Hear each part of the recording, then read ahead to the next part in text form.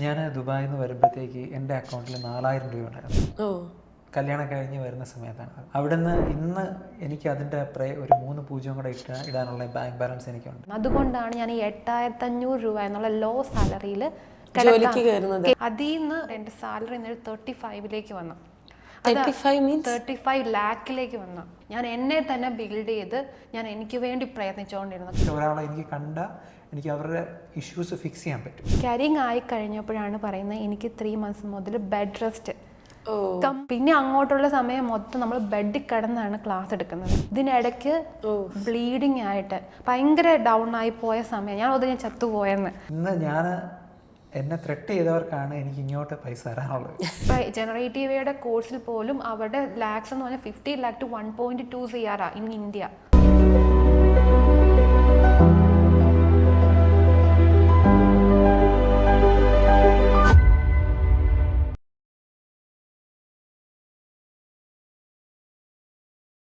നമസ്കാരം, ഞാൻ അന്ന സുസൻ. സ്പാർക്കിൻ്റെ സ്പാർക്കുള്ള പുതിയൊരു എപ്പിസോഡിലേക്ക് ഹാർദമായ സ്വാഗതം. ഇന്ന് എൻ്റെ ഒപ്പം സ്പാർക്കിൻ്റെ ഹോട്ട് സീറ്റിൽ കഥ പറയാനിരിക്കുന്നത് 2 ദമ്പതികളാണ്. ഒരു ഭാര്യയും ഭർത്താവും കൂടി സ്പാർക്കിൻ്റെ ഹോട്ട് സീറ്റിൽ കഥ പറയാൻ വരുമ്പോൾ ഇവരുടെ സ്റ്റോറി ഞങ്ങൾ ആദ്യമായി കേൾക്കുന്നത് കോട്ടയത്ത് പോയിട്ടാണ്. കോട്ടയത്തെ ഒരു ഹോട്ടലിൻ്റെ ലോബിയിലിരുന്ന് ഈ കഥ കേൾക്കുമ്പോൾ ഞങ്ങൾ ഉറപ്പിച്ചിരുന്നു എന്താണെങ്കിലും ഇവരെ സ്പാർക്കിൻ്റെ ഹോട്ട് സീറ്റിൽ കൊണ്ടുവരണം. കാരണം ഒരു പുതിയ തലമുറയ്ക്ക് വേണ്ടിയിട്ട് അവർ അത്രയും ഇന്നോവേറ്റീവ് ആയിട്ടുള്ള കുറേ കാര്യങ്ങൾ പഠിക്കുകയും അതവരെ പഠിപ്പിക്കാൻ ശ്രമിക്കുകയും ചെയ്യുന്നുണ്ട്. വിഷൻ ബോർഡ് എന്ന് പറയുന്ന ഒരു ബ്രാൻഡ് നെയിമിൽ അവരുടെ വിഷനെയും മറ്റുള്ളവരുടെ വിഷനെയും ഒരുമിച്ച് ക്ലബ് ചെയ്ത് മുന്നോട്ട് കൊണ്ടുപോകുന്ന ഒരു നല്ല സംരംഭത്തിൻ്റെ സ്റ്റോറി കേൾക്കാം ഇന്ന് സ്പാർക്കിൻ്റെ ഹോട്ട് സീറ്റിലൂടെ. ഞാൻ സ്വാഗതം ചെയ്യുന്നു വിമലിനെയും ദേവി കൃഷ്ണയെയും. സ്വാഗതം സ്പാർക്കിൻ്റെ ഹോട്ട് സീറ്റിലേക്ക്. എന്നോട് ദേവി പറഞ്ഞു 2019 കാലഘട്ടത്തിലൊക്കെ ഈ സീറ്റിൽ വന്നിരിക്കണമെന്ന് അതിയായി ആഗ്രഹിച്ചിട്ടുണ്ടെന്ന്. സോ ഞങ്ങൾക്കും ഇതൊരു പ്രൗഡ് മൊമെന്റ് ആണ്. നിങ്ങളെ ഞങ്ങൾ 2019 സ്പാർക്ക് കാണുമ്പം ഞങ്ങളും വന്ന് ഇവിടെ ഒരു തവണ ഇരിക്കുമെന്ന് ഉറപ്പിച്ചതായിരുന്നു. 2025 വരെ നമ്മൾ വെയിറ്റ് ചെയ്തു, ഒരു ബ്രാൻഡ് ഡെവലപ്പ് ചെയ്തു, ഒരുപാട് പേര് ലൈഫിൽ നമ്മളൊരു മാറ്റം കൊണ്ടുവന്നു അല്ലേ? കോട്ടയം സ്വദേശികളാണെന്ന് ഞാൻ പറഞ്ഞു. 2 പേരും കോട്ടയംകാരാണോ? 2 പേരും കോട്ടയംകാരാണ്. എൻ്റെ സ്ഥലം നീരിക്കാട് എന്ന് പറഞ്ഞ ഏരിയയാണ്. ദേവിയുടെ സ്ഥലം മറ്റക്കര. ഓക്കെ, ഞങ്ങൾ അടുത്താണ്. ഞങ്ങൾ ചെറുപ്പം തൊട്ടേ ഒന്നിച്ച് പഠിച്ച ആൾക്കാരാണ്. അപ്പോൾ ഒബിയസ്ലി അതൊരു ലവ് മാരേജ് ആയിരിക്കും. അതെ, ലവ് പ്ലസ് അറേഞ്ച്ഡ് മാരേജ് ആണ് നമ്മുടെ. 13 വർഷം ലവ് ചെയ്ത് നമ്മള് കല്യാണം കഴിച്ചതാണ്. 13 വർഷത്തെ ലവ് ആണ് കല്യാണത്തിൽ അവസാനിച്ചത്. അപ്പൊ ഇപ്പൊ മൊത്തം എത്ര വർഷമായി? 17 വർഷം. 17 വർഷമായി. ആഹാ, അടിപൊളിയാണല്ലോ, കൊള്ളാലോ. 17 വർഷം എങ്ങനെ സഹിച്ചെന്ന്. അപ്പോൾ കല്യാണത്തിന് മുന്നേ നിങ്ങൾ ഏത് പ്രൊഫഷനിലായിരുന്നു വർക്ക് ചെയ്തുകൊണ്ടിരിക്കുവായിരുന്നോ? ബിസിനസ് ആയിരുന്നു? എന്തായിരുന്നു ചെയ്തുകൊണ്ടിരുന്നത്? ഞാൻ അക്കൗണ്ടിങ് ബാക്ക്ഗ്രൗണ്ടാണ്. ദുബായിലായിരുന്നു വർക്ക് ചെയ്തുകൊണ്ടിരുന്നത്. വിഷൻ ബോർഡ് സ്റ്റാർട്ട് ചെയ്തിട്ട് ഇങ്ങോട്ട് തിരിച്ചു പോകുന്നു. അപ്പോൾ വിവാഹ സമയത്ത് ദുബായിലാണ്? പ്രവാസിയായിരുന്നു. അതെ. ഓക്കെ, ദേവി എന്ത് ചെയ്യുമായിരുന്നു? ഞാൻ കംപ്ലീറ്റ്ലി IT ആയിരുന്നു. ഇപ്പം എനിക്കൊരു 10 വർഷമുണ്ട്. ആഫ്റ്റർ ബിടെക് ഞാനൊരു ഇൻഫോ പാർക്കിലൊരു കമ്പനി ജോയിൻ ചെയ്തു, ഒരു ടെസ്റ്റിംഗ് പ്രൊഫൈൽ. അത് കഴിഞ്ഞ് പിന്നെ ഓരോ തവണ കമ്പനി ജമ്പ് ചെയ്തും പുതിയ കാര്യങ്ങൾ ലേൺ ചെയ്തും ഇപ്പോഴും കറൻ്റ്ലി IT തന്നെയാണ് വർക്ക് ചെയ്യുന്നത്. ഓക്കെ, ഏത് കമ്പനിയിലാണ് വർക്ക് ചെയ്യുന്നത്? ഇപ്പം ഞാൻ EY വർക്ക് ചെയ്യുന്നുണ്ട്. വിഷൻ ബോർഡിന്റെ സൈഡിൽ അങ്ങനെ ഒരു കാര്യം കൂടി ഉണ്ട്. മേ ബി അവിടെ നിന്ന് കിട്ടുന്ന ഇൻപുട്സ് ആയിരിക്കും വിഷൻ ബോർഡിലൂടെ നമുക്ക് കൊടുക്കാൻ കുറേയൊക്കെ സാധിക്കുന്നത്. ഒബ്വിയസ്ലി, ബിക്കോസ് നമുക്ക് അറിയാൻ പറ്റും കൂടുതലായിട്ട് എന്തെല്ലാം ടെക്നോളജീസ് ആണ്. എൻ്റെ കരിയറിലും പഠിക്കണം, എന്നും പഠിച്ചുകൊണ്ടിരിക്കണം. അപ്പൊ എന്തൊക്കെ ലേൺ ചെയ്തോ അത് മറ്റുള്ളവർക്കും കൂടെ നമ്മൾ പകർന്നു കൊടുക്കുന്നു. ഓക്കെ, ഈ വിവാഹത്തിന് ശേഷമാണോ വിഷൻ ബോർഡ് എന്ന് പറഞ്ഞ ബ്രാൻഡിലേക്ക് എത്തുന്നത്, ഓൺട്രപ്രണർഷിപ്പിലേക്ക് വരണമെന്നൊക്കെ തീരുമാനിക്കുന്നത്? അതോ പ്രണയിച്ച് നടന്ന കാലഘട്ടത്തിൽ അങ്ങനെ ഒരു തീരുമാനം ഉണ്ടായിരുന്നോ? സാഹചര്യങ്ങൾ കൊണ്ട് ഇത് സ്റ്റാർട്ട് ചെയ്തതാണ്. ഓക്കെ, 2021 കോവിഡിന് ശേഷം ഓൾമോസ്റ്റ് എല്ലാം വർക്ക് അറ്റ് ഹോം അങ്ങനെയുള്ളൊരു സ്റ്റേജിലേക്ക് പോയിക്കൊണ്ടിരുന്നത്. ഞങ്ങൾ ഫസ്റ്റ് ഇനിഷ്യലി സ്റ്റാർട്ട് ചെയ്തപ്പോഴത്തേക്ക് ജസ്റ്റ് ഒരു ലിങ്ക്ഡിൻ, യൂട്യൂബ് വീഡിയോസ് മാത്രമാണ് നമ്മൾ ജസ്റ്റ് പോസ്റ്റ് ചെയ്യുന്നത്. ആരും കാണുകയില്ല, നമ്മളെക്കുറിച്ച് യാതൊരു ഇൻഫർമേഷനും ആർക്കും അറിയത്തില്ല. അത് പിന്നെ ഞങ്ങൾ ക്ലാസ് സ്റ്റാർട്ട് ചെയ്തപ്പോൾ 3 സ്റ്റുഡൻറ്റ് ഫസ്റ്റ് നമ്മൾ ലോഞ്ച് ചെയ്ത് വന്നു. ആ 3 പേരെയും നമ്മൾ ട്രെയിൻ ചെയ്ത് 2 month 3 month കൊണ്ട് പ്രിപ്പയർ ചെയ്ത് ആ 3 പേരും പ്ലേസ് ആയി. അവിടെ നിന്നാണ് ഇങ്ങനെ ഒരു കൺസെപ്റ്റും ആശയം നമുക്ക് വന്നത്. അല്ലാണ്ട് ഓൺട്രപ്രണർ ആവണം എന്ന് വിചാരിച്ച ആൾക്കാരല്ല നമ്മൾ രണ്ടുപേരും. നമ്മുടെ സാഹചര്യങ്ങൾ കൊണ്ട് നമ്മൾ ചെയ്തു വന്നപ്പോൾ എല്ലാവർക്കും അതുകൊണ്ട് ബെനിഫിറ്റ് ആകാൻ തുടങ്ങി. സോ എന്തുകൊണ്ട് നമ്മുടെ കരിയറിൽ നമുക്ക് അങ്ങനെ ഇമ്പ്രൂവ് ചെയ്തുകൂടാ? അങ്ങനെ നമ്മൾ രണ്ടുപേരും കൂടെ ഒന്നിച്ചെടുത്ത ഡിസിഷനാണ്. ഒന്നിച്ച് നിൽക്കണം, നാട്ടിൽ നിൽക്കണം, എങ്കിൽ എല്ലാവരെയും സെർവ് ചെയ്യാം, നോക്കാം. അങ്ങനെ സ്റ്റാർട്ട് ചെയ്താണ് ഇപ്പോൾ വിഷൻ ബോർഡ് ഇത്രയും ഒരു വലിയ ബ്രാൻഡായിട്ട് വന്നത് തന്നെ. ഓക്കെ, എന്നാ ചെയ്ത് ഈ ഒരു ഓൺട്രപ്രണർഷിപ്പിലേക്ക് ഇറങ്ങണം? അല്ലെങ്കിൽ എന്നോട് പറഞ്ഞു യൂട്യൂബിൽ വീഡിയോ ഇട്ടു, ലിങ്ക്ഡിനിൽ പ്രൊഫൈൽ ഉണ്ടാക്കി എന്നൊക്കെ പറഞ്ഞു. എന്നാ ചെയ്തേ തുടക്കത്തിൽ ഈ ഒരു ബ്രാൻഡ് ഡെവലപ്പ് ചെയ്യാനായിട്ട്? നമ്മൾ വിവാഹം കഴിക്കുന്ന സമയത്ത് നമ്മൾ ദുബായിലായിരുന്നു, ഞാൻ നാട്ടിലും. അപ്പം നമ്മൾ 13 വർഷത്തെ ലോങ് ഡിസ്റ്റൻസ് ലവിന് ശേഷമാണ് കല്യാണം കഴിക്കുന്നത്. അപ്പോൾ ഇനി ഒരിക്കലും മാറി നിൽക്കില്ല എന്നൊരു ഡിസിഷനിൽ നിന്നാണ് നമ്മൾ നാട്ടിൽ സെറ്റിലാകാം. അപ്പോഴും നമ്മുടെ കയ്യിൽ എന്ത് ചെയ്യണം, അല്ലെങ്കിൽ എങ്ങനെ നാട്ടിൽ സെറ്റിലാകാം, കാരണം എല്ലാവർക്കും ജോലി പോകുന്നൊരു സമയത്താണ് ഇങ്ങനെ വരുന്നത്. അപ്പോൾ ഞാൻ വിമലിനോട് പറഞ്ഞു, വിമൽ എനിക്കൊരു വലിയൊരു ആഗ്രഹം, എനിക്കൊരു ഗൂഗിളോ അല്ലെങ്കിൽ ഒരു കമ്പനി ക്രാക്ക് ചെയ്യണം, എന്നെ ഒന്ന് ഹെൽപ്പ് ചെയ്യുമോ? നമ്മുടെ കയ്യിൽ അന്നൊരു പൈസ പോലും ഇല്ല. അപ്പോൾ വിമലിനോട് ഞാൻ ചോദിച്ചു, വിമൽ എനിക്കൊരു ലാപ്ടോപ്പ് വാങ്ങിത്തരുമോ, ഒരു ഹെഡ്ഫോൺ, ഞാനൊന്ന് പഠിച്ചു തുടങ്ങട്ടെ, പഠിപ്പിക്കാൻ തുടങ്ങട്ടെ, ജസ്റ്റ് പഠിപ്പിക്കുക, അപ്പം ഞാനും കൂടെ പഠിക്കുമല്ലോ. അപ്പോൾ വിമൽ എനിക്ക് കടമെടുത്ത് ഒരു EMI, എനിക്കൊന്ന് EMI ഇട്ടിട്ട് എനിക്കൊരു ആദ്യമായിട്ട് ഒരു ലാപ്ടോപ്പ് വാങ്ങിത്തരുന്നു. അതിൽ നിന്ന് നമ്മൾ പഠിപ്പിക്കാൻ ആരംഭിച്ചു. യൂട്യൂബിൽ ആദ്യത്തെ വീഡിയോസ്, വിമൽ എനിക്ക് ബാക്ക്ഗ്രൗണ്ടും ഹെഡ്ഫോണുകളും ബാക്കിയെല്ലാം മേടിച്ചു തന്നു. അപ്പോൾ അതിൽ നിന്ന് നമ്മൾ പഠിപ്പിക്കാൻ തുടങ്ങി. അത് കണ്ട് ആളുകൾ ലിങ്ക്ഡിനിൽ ഇടാൻ തുടങ്ങി, ലിങ്ക്ഡിനിൽ നമ്മൾ പോസ്റ്റ് ചെയ്യാൻ തുടങ്ങി. ആ ഒരു ഇതിൽ നിന്നാണ് ഒരു 2-3 പേര് നമ്മൾ ആദ്യമായിട്ട് അപ്രോച്ച് ചെയ്യുന്നത്, ഞങ്ങളെ ഒന്ന് ഹെൽപ്പ് ചെയ്യുമോ, കാരണം ലേറ്റസ്റ്റ് ടെക്നോളജിയാണ് നമ്മൾ പഠിപ്പിക്കുന്നത്. അപ്പോൾ അങ്ങനെ അപ്രോച്ച് ചെയ്ത ആ ഒരു 3 പേരെയാണ് നമ്മൾ ആദ്യത്തെ ബാച്ചിൽ നമ്മൾ കൺസിഡർ ചെയ്യുന്നത്. അതിൽ നിന്ന് നമ്മൾ എനിക്കൊന്ന് വിമൽ കയ്യിൽ നിന്നാണ് പൈസ കൊടുത്ത് ആ ഒരു സെറ്റപ്പിന് വേണ്ടി. അത് കഴിഞ്ഞുള്ള ഒരു ബാച്ചുകളാണ് നമ്മൾ ആളുകൾക്ക് ഇത്രയും ഇഫക്റ്റ് ഉണ്ടാകും നമ്മുടെ കയ്യിൽ നിന്ന്, അല്ലെങ്കിൽ വിഷൻ ബോർഡിൽ നിന്ന് ഇത്രയും ഔട്ട്പുട്ട് അവർക്ക് കിട്ടുന്നു എന്ന് അറിഞ്ഞപ്പോഴാണ് നമ്മൾ വീണ്ടും അത് ചെയ്യാൻ തുടങ്ങുന്നത്. ഈ യൂട്യൂബിൽ വീഡിയോ ഇട്ട് ലിങ്ക്ഡിനിൽ ഇൻസൈറ്റ്സ് ഒക്കെ എഴുതിയിട്ട് 3 കുട്ടികൾ പഠിക്കാൻ വേണ്ടി വന്നപ്പോൾ എന്ത് ഫീലിങ്സ് ആയിരുന്നു നിങ്ങൾക്ക് ഉണ്ടായിരുന്നത്? ഫസ്റ്റില് ഇതൊരു സർപ്രൈസ് ആയിരുന്നു, കാരണം നമ്മളെ വിശ്വസിച്ച് 3 പേര് വന്നു ജോയിൻ ചെയ്തു. ഇവൻ നമ്മൾ ഒരു പൈസയോ കാര്യങ്ങളോ ഒന്നും ഇനിഷ്യലി വാങ്ങിയിട്ടേ ഇല്ല. ഇവൻ്റെ ആ കോസ്റ്റ് പോലും എൻ്റെ കയ്യിൽ നിന്നാണ് പേയ്മെൻറ്റ് പോയിരിക്കുന്നത്. പക്ഷേ ആ 3 പേരും നമ്മുടെ ഒരു ട്രസ്റ്റിൻ്റെ പുറത്താണ് ഞങ്ങളുടെ അടുത്ത് വന്നത്. അത് നമുക്ക് സക്സസ് ആയി കാണിക്കണം, അത് നമുക്കൊരു വാശിയായിരുന്നു. 3 പേരിൽ നിന്ന് ഇപ്പം നിങ്ങൾ 300 പേരിൽ മേലുള്ള ആൾക്കാരെ കരിയർ ഇപ്പം സക്സസ് ആയി. ഓരോ ബാച്ചിൽ നമുക്ക് 300-400 നമ്മുടെ ബാച്ചിന് വേണ്ടി ആളുകൾ വെയിറ്റ് ചെയ്യാം. നമ്മൾ എപ്പോഴും ഫ്രീക്വൻ്റ് ആയിട്ട് ബാച്ചുകളോ ഒന്നും സ്റ്റാർട്ട് ചെയ്യാറില്ല. ഒരു ബാച്ച് നടത്തി അവരെ പ്ലേസ് ചെയ്യിപ്പിച്ചിട്ട് മാത്രമേ അടുത്തതിലേക്ക് നമ്മൾ മൂവ് ചെയ്യാറുള്ളൂ. അതാണ് വിഷൻ ബോർഡിൻ്റെ ഒരു ട്രസ്റ്റ് എന്ന് പറയുന്നത്. അതായത് ഒരു ബാച്ചിൽ വരുന്ന ആളുകൾക്ക് മാക്സിമം പ്ലേസ്മെന്റ് കൊടുത്തിട്ടാണ് ഞങ്ങൾ അടുത്ത ബാച്ചിലേക്ക് പോകുന്നത്. അല്ലാണ്ട് എല്ലാ മാസവും അല്ലെങ്കിൽ എല്ലാ 2 മാസം കൂടുമ്പോൾ വിഷൻ ബോർഡിൽ സ്റ്റാർട്ട് ചെയ്യാറില്ല. ഒരു ബാച്ചിലുണ്ടെങ്കിൽ എല്ലാവരെയും, ഒന്നെങ്കിൽ ഞാൻ അല്ലെങ്കിൽ വിമൽ, ഞങ്ങൾക്ക് പേഴ്സണലി അറിയായിരിക്കും മിക്കവരെയും. ഇവൻ അല്ലെങ്കിൽ നമ്മുടെ കൂടെ നിൽക്കുന്ന ആളുകൾക്ക് അവരുടെ എല്ലാവരെയും തമ്മിൽ അറിയായിരിക്കും. അതുപോലെ നമ്മൾ അവരെ വിളിച്ച് സപ്പോർട്ട് ചെയ്ത് ട്രാൻസിഷൻ നടത്തുന്നു. അതാണ് വിഷൻ ബോർഡിൻ്റെ ട്രസ്റ്റ് എന്ന് പറയുന്നത്. ഓക്കെ, അപ്പോൾ ഈ ഒരു കമ്പനി തുടങ്ങി, വിഷൻ ബോർഡ് എന്ന് പേരിട്ടു, 3 സ്റ്റുഡൻസ് വന്നു, അവിടുന്ന് പിന്നെ പയ്യെ ഓരോ സ്റ്റുഡൻസിലേക്ക് വന്നു. അപ്പോൾ ടോട്ടലി ഒരു ബ്രാൻഡ് തുടങ്ങിയിട്ട് 2 വർഷമാണ് ആകുന്നുള്ളൂ. പക്ഷേ ഈ ഇത്രയും ഒരു തുടക്കത്തിലൊരു സ്റ്റാർട്ടപ്പ് എന്ന് വേണമെങ്കിൽ നമുക്ക് പറയാം. ഈ ഒരു സമയത്ത് നിങ്ങൾ നേരിട്ട ഏറ്റവും വലിയ വെല്ലുവിളി എന്തായിരുന്നു എൻ്റെ തുടക്ക കാലഘട്ടത്തിൽ? ഒന്നാമത്തെ നമ്മുടെ സമയം, നമ്മുടെ ടൈം മാനേജ്മെന്റ് വളരെ ഇമ്പോർട്ടൻ്റ് ആയിരുന്നു. പിന്നെ സ്റ്റുഡൻസിനെ അണ്ടർസ്റ്റാൻഡ് ചെയ്യുക, അത് വലിയൊരു ചലഞ്ചാണ്. നമ്മളെ കഴിഞ്ഞും നോളജ് ഉള്ള ആൾക്കാർ ടീച്ചിങ്ങിലുണ്ടായിരിക്കും, നമ്മുടെ സ്റ്റുഡൻ്റ് ആയിട്ടുണ്ടായിരിക്കാം. മേ ബി ചിലർക്ക് കോൺഫിഡൻസ് ആയിരിക്കാം, ചിലർക്ക് ടെക്നിക്കലി സ്കില്ല് പ്രശ്നമായിരിക്കാം, ഫിയർ ആയിരിക്കാം. ഓരോരുത്തർക്കും ഓരോ പ്രോബ്ലംസാണ്. അത് നമ്മൾ കണ്ട് ഫിക്സ് ചെയ്ത് അതാണ് നമ്മളത് സോൾവ് ചെയ്ത് കൊടുക്കുന്നത് വിഷൻ ബോർഡിൽ കൂടുതലായിട്ട്. അപ്പോൾ എപ്പോഴും നമ്മൾ സ്റ്റുഡൻസുമായിട്ട് ഇൻറ്റിമേറ്റ് ആയിട്ടാണ് ഇരിക്കുന്നത്. Okay, we know everyone personal. എല്ലാവരെയും നമുക്കറിയാം അതിനകത്തുള്ള. നമ്മൾ ഒന്നെങ്കിൽ വിമല അല്ലെങ്കിൽ ഞാൻ, അല്ലെങ്കിൽ നമ്മുടെ ചലഞ്ചസ് ഒരുപാടുണ്ടായിരുന്നു ആ സമയത്ത്. ബിക്കോസ് ഞാൻ വർക്കിംഗ് ആണ്, വിമലിനും ആ സമയത്ത് വിമൽ വേറെ ഒരു ട്രെയിനിങ്ങിന് ചെയ്തുകൊണ്ടിരിക്കുവാണ്. നമ്മുടെ നൈറ്റാണ് നമ്മൾ ക്ലാസ്സുകൾ എടുത്തു കൊടുക്കുന്നത്. പിന്നെ നമ്മൾ ന്യൂലി വെഡാണ്. നമ്മുടെ ബാക്കി എല്ലാവരും നമ്മുടെ കൂടെ കല്യാണം കഴിച്ചവരെല്ലാം കറങ്ങി നടക്കുന്ന സമയത്ത് ഞാനും വിമലും നമ്മുടെ ഒരു പുതിയ കുഞ്ഞിനെ പോലെ ഒരു ബ്രാൻഡ് ബിൽഡ് ചെയ്യുന്നത്. സത്യം പറഞ്ഞാൽ അത് ഒബ്വിയസ്ലി സബ്കോൺഷ്യസ്ലി ബിൽഡായി പോയതാണ്. നമ്മൾ പോലും ഉദ്ദേശിച്ചു. വിമലിനോട് ചോദിച്ചു ഇതുകൊണ്ട് വല്ല പ്രയോജനം ഉണ്ടാകുമോ? ഞാൻ പറഞ്ഞു എന്നെ ഒന്ന് ട്രസ്റ്റ് ചെയ്യൂ, എൻ്റെ കൂടെ ഒരു 3 മാസം അല്ലെങ്കിൽ 6 മാസം നിൽക്കുമോ എന്ന് ചോദിച്ചു. കാരണം വിമലിനും എല്ലാവരിൽ നിന്നും പുറത്ത് പോകണം. കാരണം നല്ല ജോലി ഉപേക്ഷിച്ചിട്ടാണ് വിമൽ കേരളത്തിൽ നിൽക്കുന്നത്. അപ്പം ഞാൻ ചോദിച്ചു 6 മാസം വിമലിൻ്റെ ഒരു 6 മാസം എനിക്ക് തരുമോ എന്ന് ചോദിച്ചു. ആ 6 മാസം വിമൽ എനിക്ക് തന്നു. ആ ഒരു വിശ്വാസത്തിൻ്റെ പുറത്താണ് സത്യം പറഞ്ഞാൽ വിഷൻ ബോർഡ് ഉണ്ടാവാൻ തന്നെ കാര്യം. അപ്പോൾ വിമൽ ഇവിടെ നാട്ടിലില്ലായിരുന്നെങ്കിൽ ഒരിക്കലും വിഷൻ ബോർഡ് ഇതുപോലെ ആവുകയല്ലായിരുന്നു. അതിൻ്റെ ഒരു ബാക്ക് ബോൺ എന്ന് പറയുന്നത് വിമല തന്നെയാണ്. പിന്നെ ഒരു മെയിൻ ചലഞ്ച് എന്ന് പറയുന്നത് വിഷൻ ബോർഡ് നമ്മൾ ആദ്യത്തെ ബാച്ച് സ്റ്റാർട്ട് ചെയ്തു, അത് സക്സസ് ആയി, നമ്മൾ ആളുകളെ പോയി കാണുമായിരുന്നു. അത് കഴിഞ്ഞ് രണ്ടാമത്തെ ബാച്ചിൽ നമ്മുടെ എനിക്ക് തോന്നുന്നു 500 പേര് നമ്മുടെ സൂം മീറ്റിങ്ങിൽ നമുക്ക് വേണ്ടി വെയിറ്റ് ചെയ്യുക. 500 പേരെ കയറാൻ പറ്റുന്നില്ല, 100 പേരൊക്കെ നമ്മുടെ സൂം മീറ്റിങ്ങിൽ കയറാൻ പറ്റുള്ളൂ.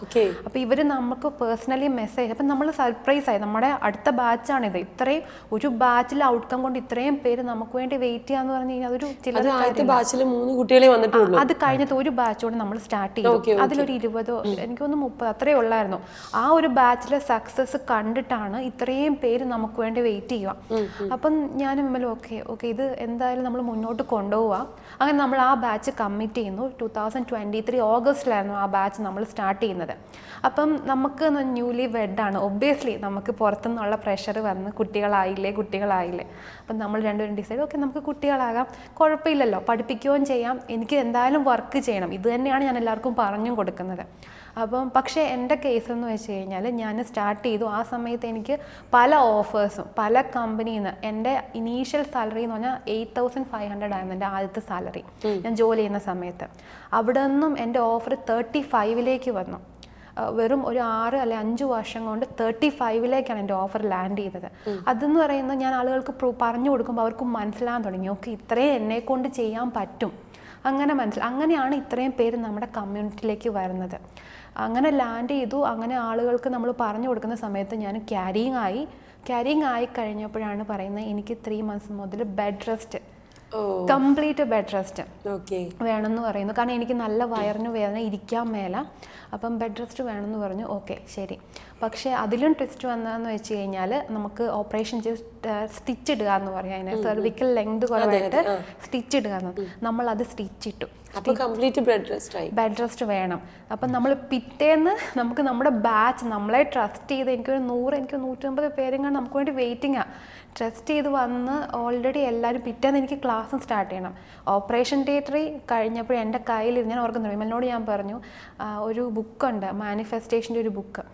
അപ്പം ഞാൻ വിമല എനിക്ക് ആ ബുക്കൊന്ന് എടുത്തു, എനിക്ക് എൻ്റെ സെൽഫ് കോൺഫിഡൻസ് ഒന്ന് കൊണ്ടെന്നെങ്കിൽ എനിക്ക് പിറ്റേന്ന് ക്ലാസ് എടുക്കാൻ പറ്റുള്ളൂ. വിമല ആ ബുക്കും കൊണ്ട് തിയേറ്ററിൽ കയറി വന്നു. അങ്ങനെ ആ ബുക്ക് അതിൽ കുറച്ച് പേജ് ഞാൻ വായിച്ച് പിറ്റേന്ന് ഞാൻ ബെഡിലിരിക്കുമ്പോൾ വിമലുണ്ട്, നമ്മുടെ കൂടെ പ്രീവിയസ് ബാച്ച് വിൻ ചെയ്ത ആൾക്കാരാണ്. അങ്ങനെ 5 പേരെ വെച്ച് ബാക്ക് എൻഡിൽ അവരെന്നെ സപ്പോർട്ട് ചെയ്യുന്നുണ്ട്. പക്ഷേ ഫേസ് ഞാൻ അവർക്ക് പറഞ്ഞു കൊടുത്തു ഞാൻ ഹോസ്പിറ്റലാണ്, പക്ഷെ ഞാൻ ഈ ബാച്ച് എടുക്കും. പക്ഷെ ആ ബാച്ചിലുള്ളവർ എല്ലാവരും എന്നെ ട്രസ്റ്റ് ചെയ്തു, നമ്മുടെ വിഷൻ ബോർഡിനെ ട്രസ്റ്റ് ചെയ്തു. നമ്മൾ ആ ബാച്ച് സ്റ്റാർട്ട് ചെയ്തു. അതിനെല്ലാം വിമലാണ് ആ ലാപ്പ് കൊണ്ട് എൻ്റെ ഫ്രണ്ടിൽ വെക്കുന്നതും എല്ലാം.